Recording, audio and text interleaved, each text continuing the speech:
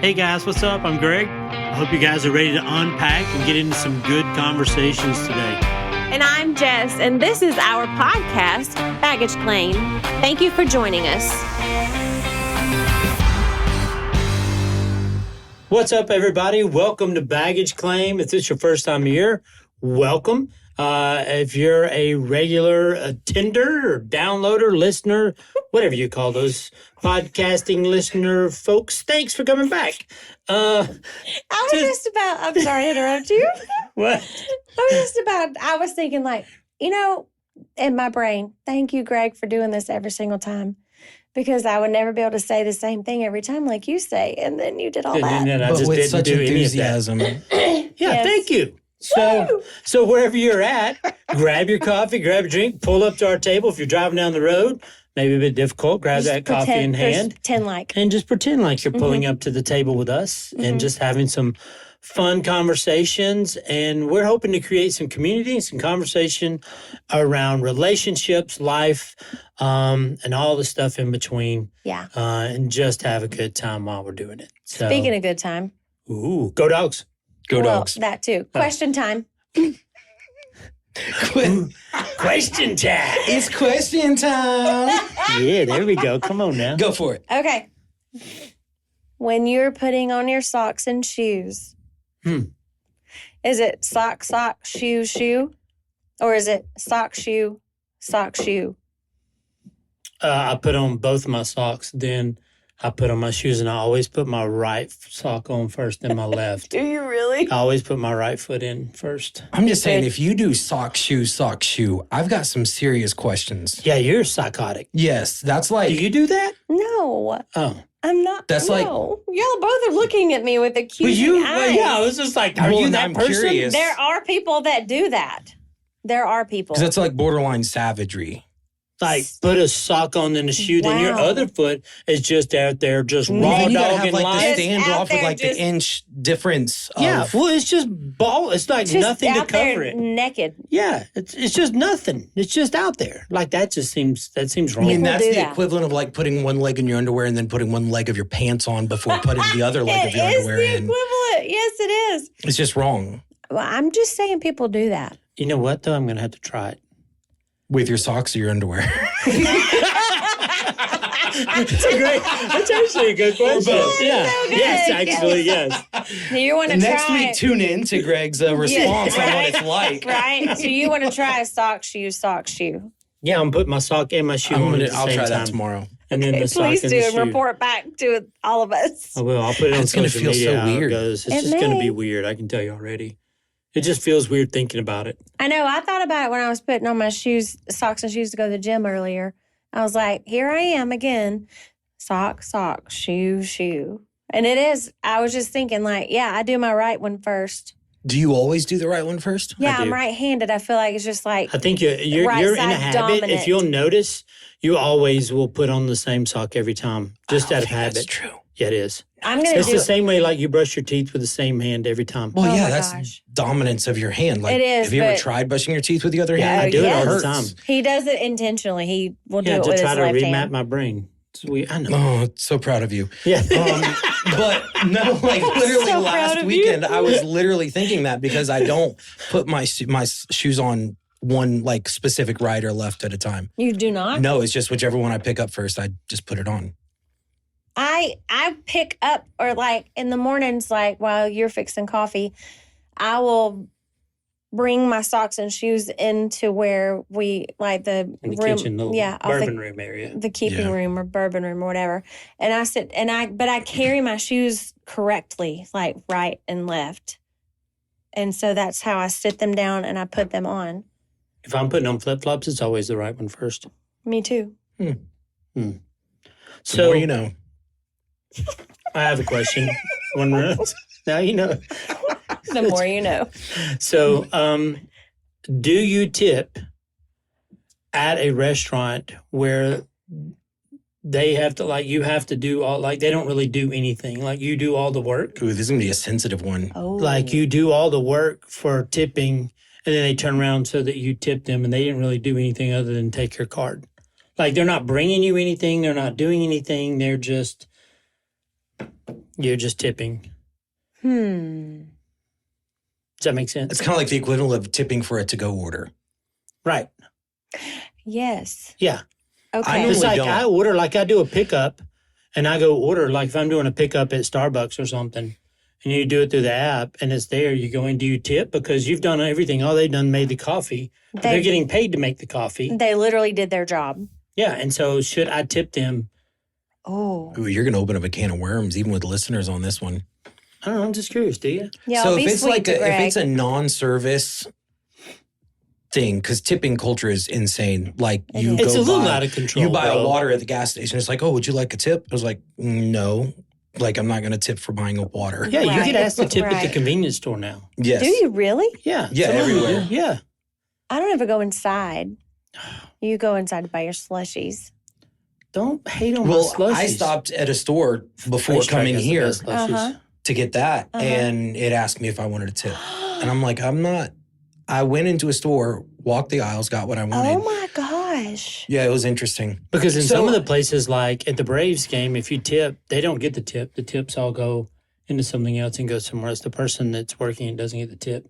Like when Really? you go to a Did you- Braves, when you go to a Braves game and you get, Did you ask? you walk down the thing, you get the hot dog, you get the stuff, and then they literally go punch the button that you're standing there because you can't touch it, and then they want you to tip them for that. And I'm like, why would I? Did you ask them if they get the tip? How do you know that? I was told by Thomas, which means it couldn't be true, but it could be false. Thomas is confidently wrong still. Yeah, he is. He'll Bless say his such heart things. at this So, phase of life. if I'm wrong about that, please correct me. But I've heard, but like you're tipping, Wow. and they didn't really do it. They're just standing there. They didn't walk me through the process. They didn't put the condiments on my hot dog. They didn't do anything. They just Right. punched some buttons on a thing, and I'm like, I should tip you for that. Like I'm Like, I can confused. push the buttons. Yeah, just watch me do it. I can do it good too. Wow. I'm usually, I try to always be a generous tipper, but if it's like out of control in some areas like that, Right. I don't know. Now, if I'm in a restaurant, I will tip. I'm a good tipper. You at a are a good restaurant. tipper. Like if I'm sitting down, your like a service kind of like I believe in tipping, and I enjoy tipping. I actually like to tip more if I can at times because it's just fun. So Well, especially if we have a great time with the server, too. yeah, it's usually a lot of fun. So, well, all right. Interesting. Good questions. Okay. Yeah, so let's jump into our topic today, and this is going to be probably a heavy episode. So we want to start a Yeah. little light before we get in too heavy into all the stuff we're going to talk about. But Yeah. man, I want us to start really quick with, and you can tell me. I used to do this as an opener when I would do sometimes of group team building kind of things. It was like open with a scar story because Scar. every scar has a story. So tell me, it can be like a physical scar. Like I'll tell you one. I'll start just to kind of open it up. So I have this scar. You probably, if you're listening, it's a scar on my knuckle. Even It's if you're my- looking on YouTube, you probably can't see it. No, still, it's but on my index finger, and it comes down pretty far. It's pretty it long. does, yeah. It's probably about an inch and a half on my knuckle. But I remember this scar because I grew up on a farm, kind of. My grandmother had a big farm. We did cows, huge garden, chickens, the whole 9 yards. Like not 10 chickens, like chicken houses. Like, Houses. Yeah. yeah, like it was work. Like Yeah. it was work.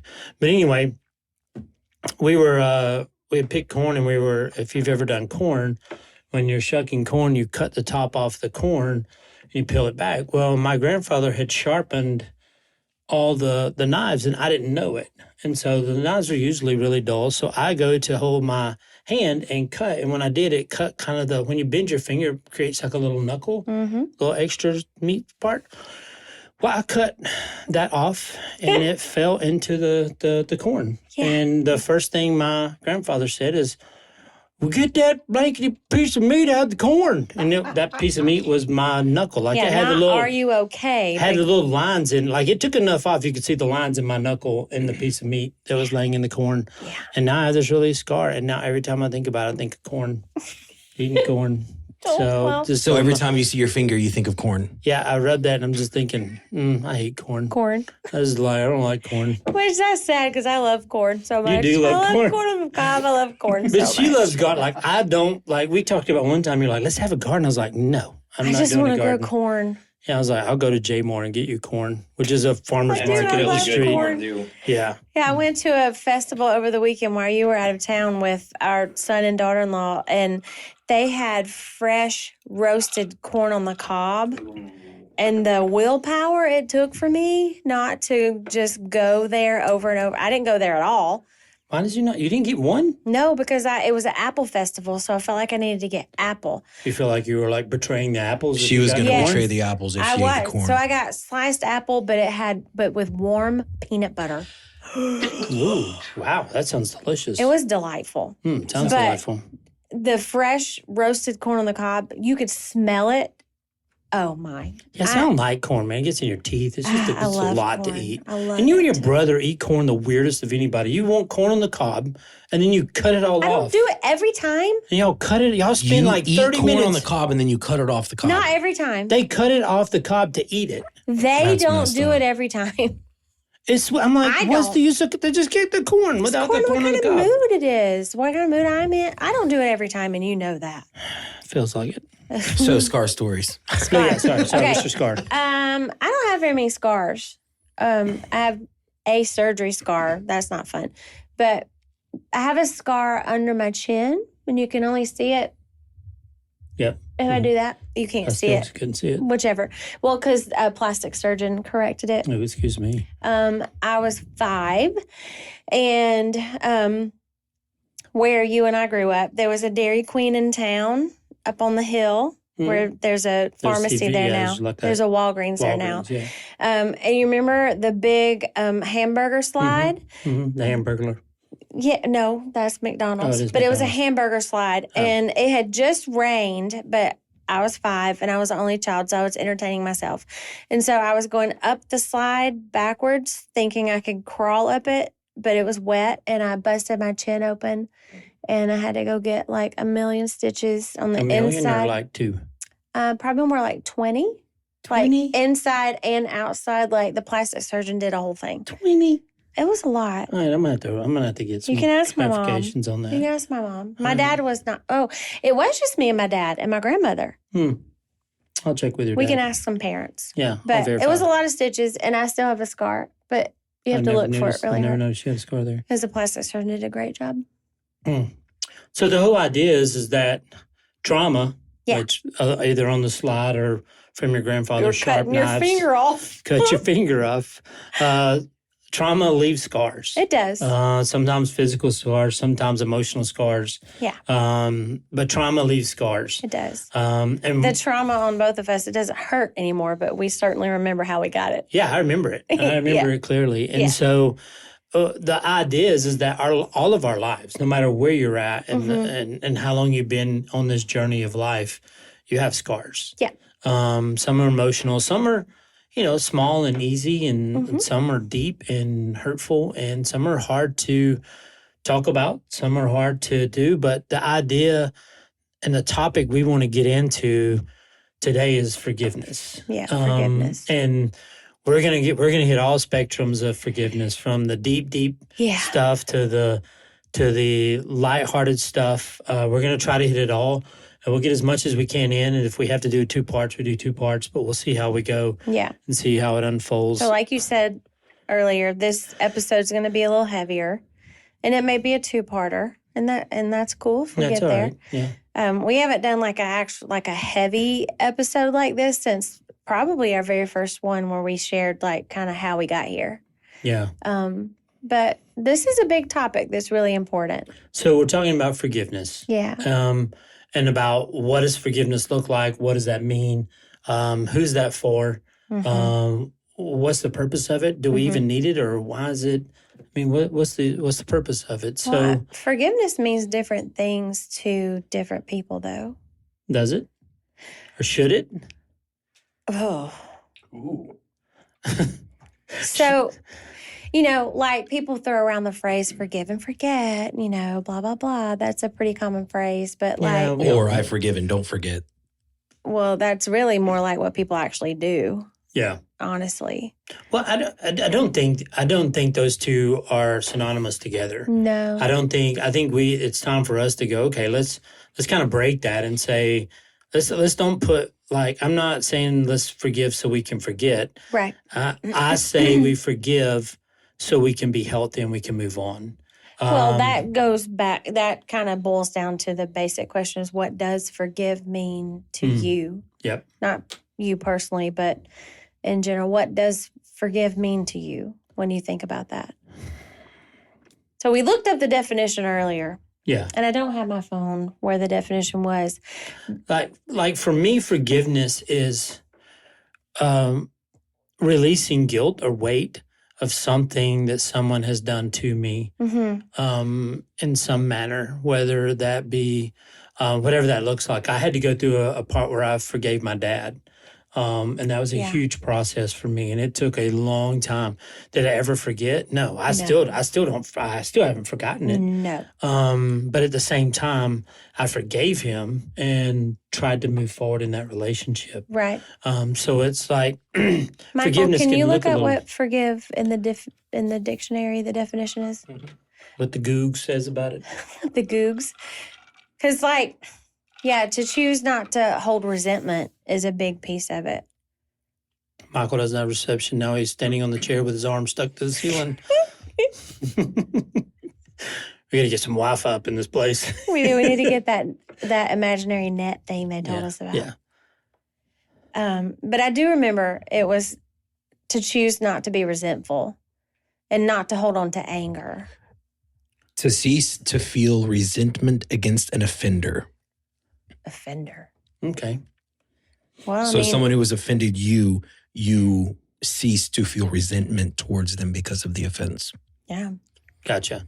So sometimes even like forgiveness is this weird thing, like someone may have offended you and they don't even know they offended you. And you're like, I can't believe they still just walk around here like everything's okay. Well, they may have no idea. In their head, everything is okay. Yeah. And so you're toting around, like when you don't forgive someone, it's almost like this huge weight that you put on your shoulders. Yeah. And you carry around with you through life. And so forgiveness isn't for that other person. The forgiveness is for you. Yeah. Would you agree that forgiveness is feelings-based? Oh, 1,000%. Yes, 100%. So then that means that forgiveness is a choice?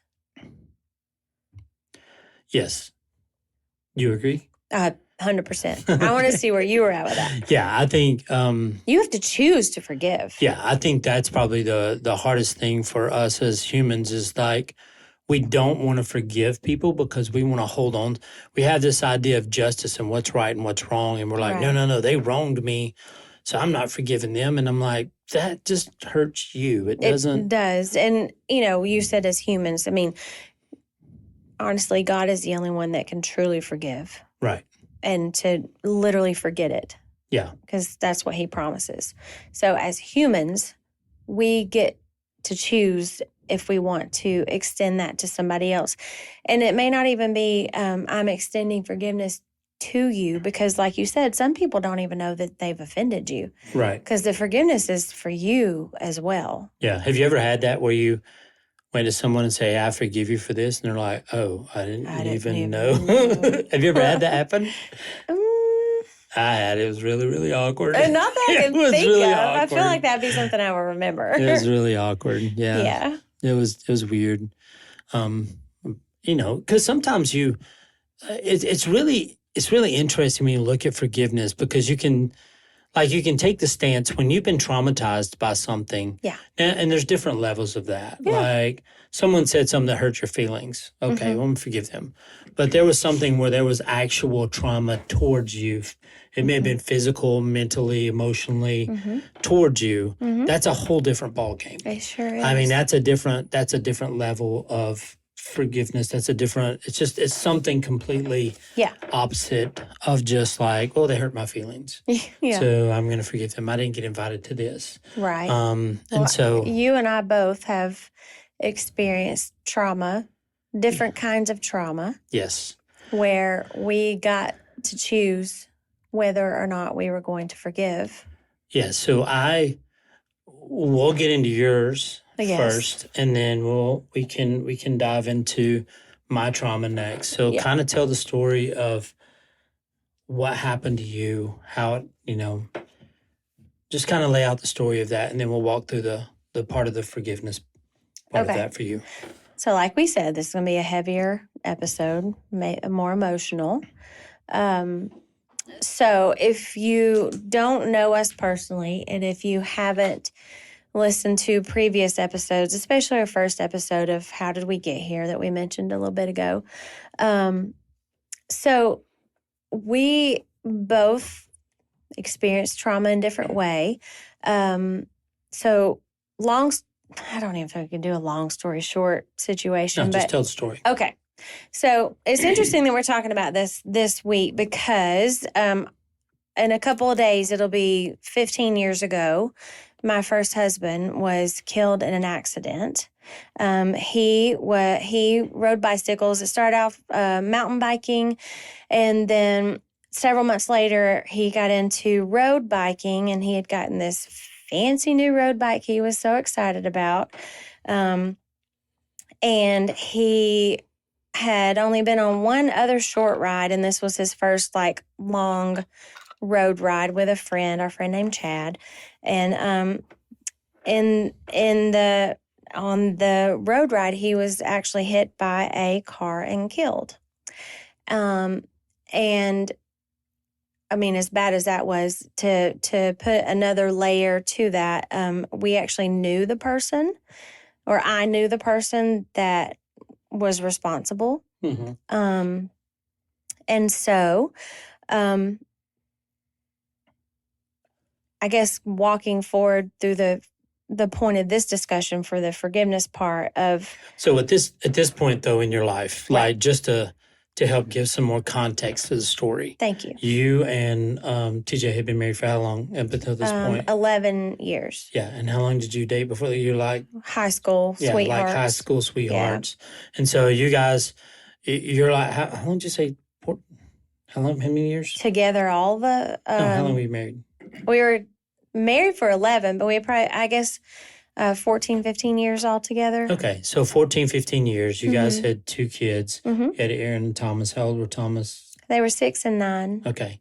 And so you guys were going to a Georgia game later that day. We were. So with Chad and his wife, which Lisa. You guys were all friends. We were. So thank you, because it's for me, it was there's a lot of that story. So I want to make sure that we I'm sticking to where we're going.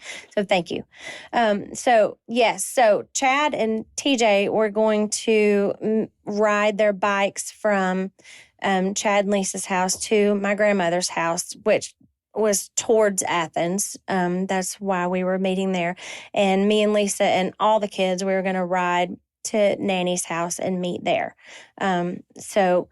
Yes. So, in the midst of that is when he was killed. Okay. So yeah, he leaves in the morning, going for a bike ride with Chad. You guys are getting the kids ready. You're going to go meet them, going to the Georgia game. Mm-hmm. And then you get a phone call. I got a phone call, and then as my phone was ringing, my doorbell was ringing and banging on the door, and that was Lisa.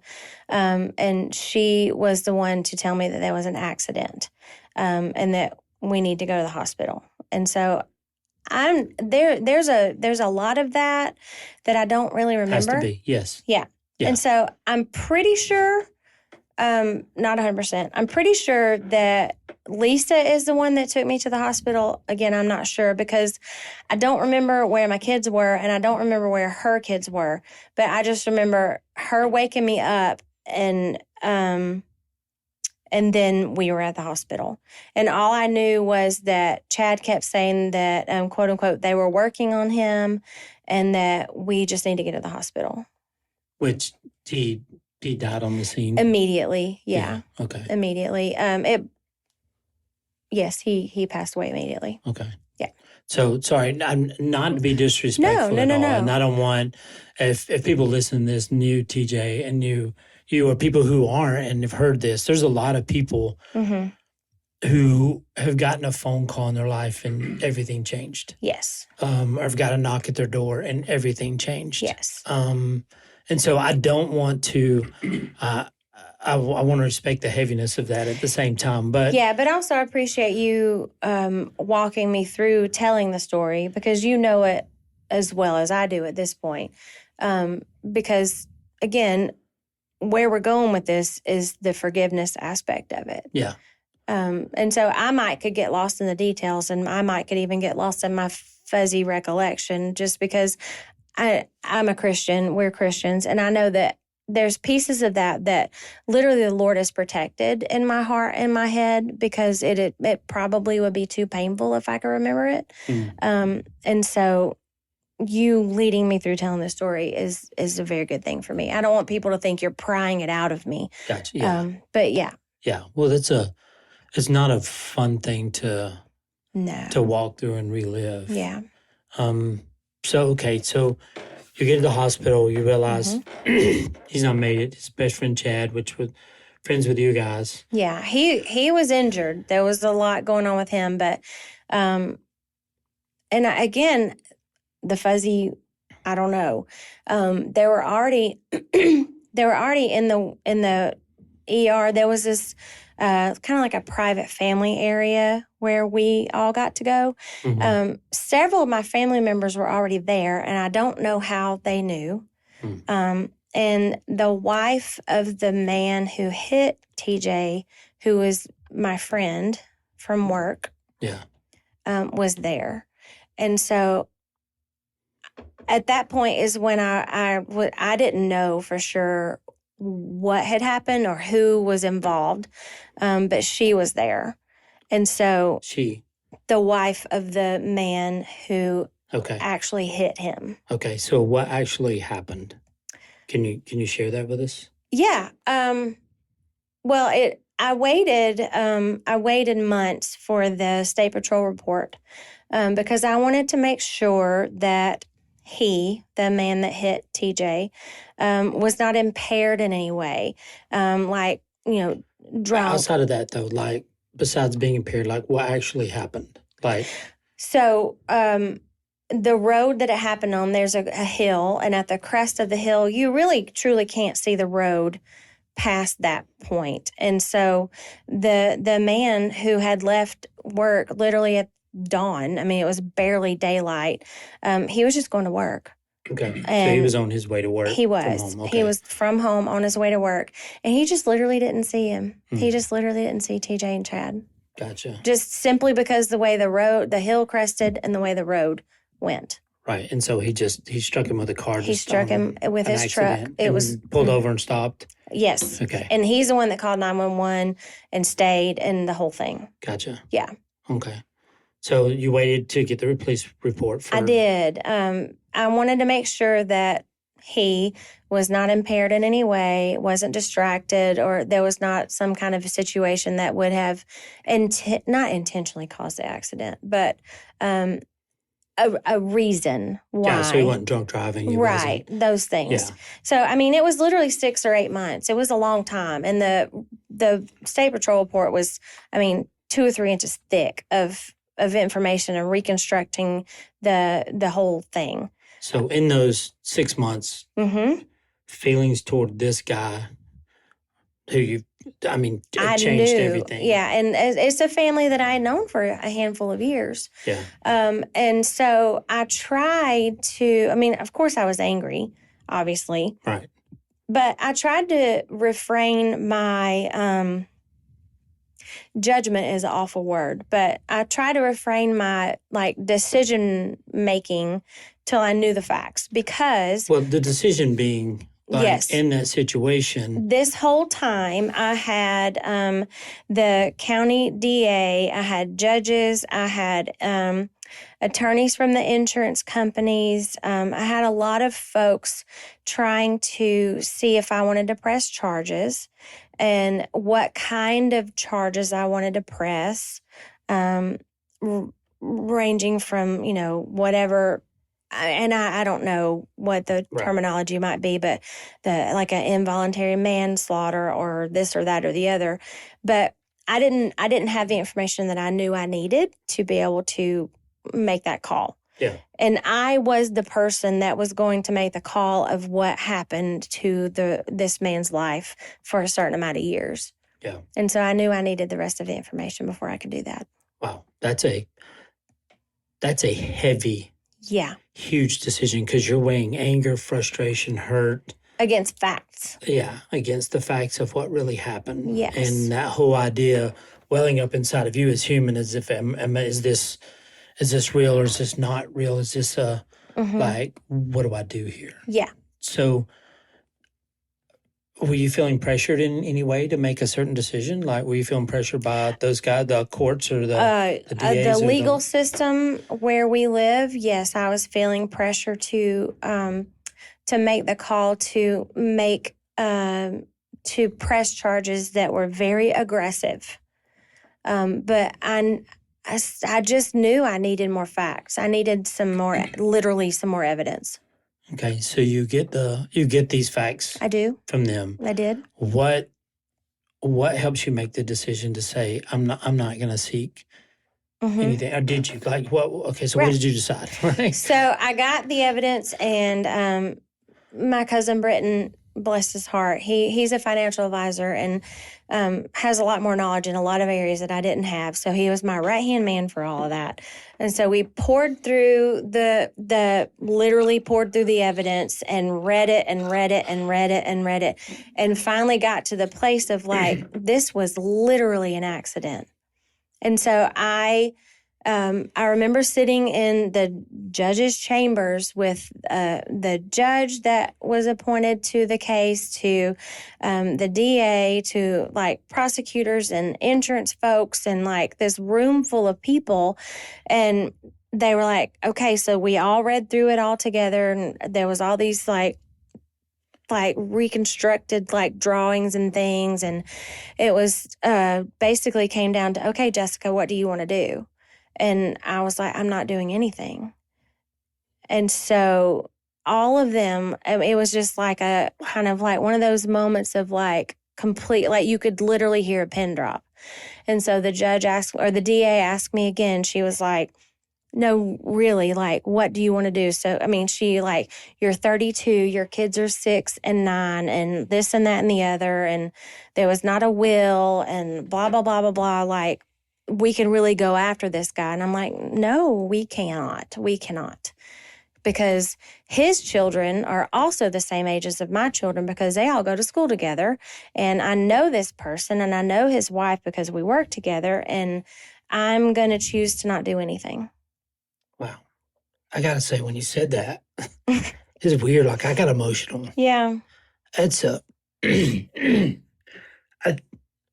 that's a true, like, man, that's huge. Well, and most people don't make that decision. I can imagine, like, they're probably like, what do you mean nothing? And they did say that. And so I said, I was just like, my kids lost their dad. It's emotional to talk about. Okay. Because it was an accident. And so what right do I have to press charges against him and take him away from his kids? And he didn't mean to. He truly didn't mean to. I don't have the right to do that. And so literally sitting in that office with all of those people who were in tears at this point, including the judge, were in tears. I chose forgiveness. Wow. Wow. Yeah. Okay, I got more questions. I don't really know how to ask them, I guess. Yeah. Why? Why? Yeah. Yeah. I know. I mean, it's. My Christianity came into play, but it had never been tested yet up until that point of my life. And I just, at that, I had only been in counseling for a week or two at that point. I mean, because it was still, I say a week or two. At that point, when I was in that meeting, it had been a couple of months of weekly counseling, and I was still so mad. I was so mad at God. So mad. I wasn't even mad at the man who did it anymore. I was just mad at God who, at that point, in my opinion, allowed it to happen. So you had two really good men I did. involved in a really bad thing. Yes. Yes. And so I just had to keep on with what I believed was true. I want to dig in more to, like, as you give him forgiveness, like, how do other people see that as, like, you letting him off the hook, or you Right. letting him, like, you're disrespecting TJ by not pressing charges. Right. I want to get into all that, but we're already 35 minutes in. Yeah. So I want to respect that and just say I want us to dig into those, but we're going to dig into that as we jump into our next episode and finish this up on forgiveness. But just something to think about, man, after listening to that, like, And that's not even the end of that portion. No, we'll get into that. Yeah. But that's a beautiful picture of what real forgiveness looks like on a really, really deep level. So wherever you're at, if you're struggling and you may find yourself in the situation Jess was in, and you need somebody to talk to, you want somebody to reach out, maybe we can help. Maybe we can just... I will 100% talk to you. Yeah. And so if you're there and you need some help, you feel stuck, and you're carrying that weight around, you haven't let that forgiveness go. Yeah. Reach out to us. We'll catch up, and make sure to catch us on the second episode as we talk about forgiveness. Thanks, guys.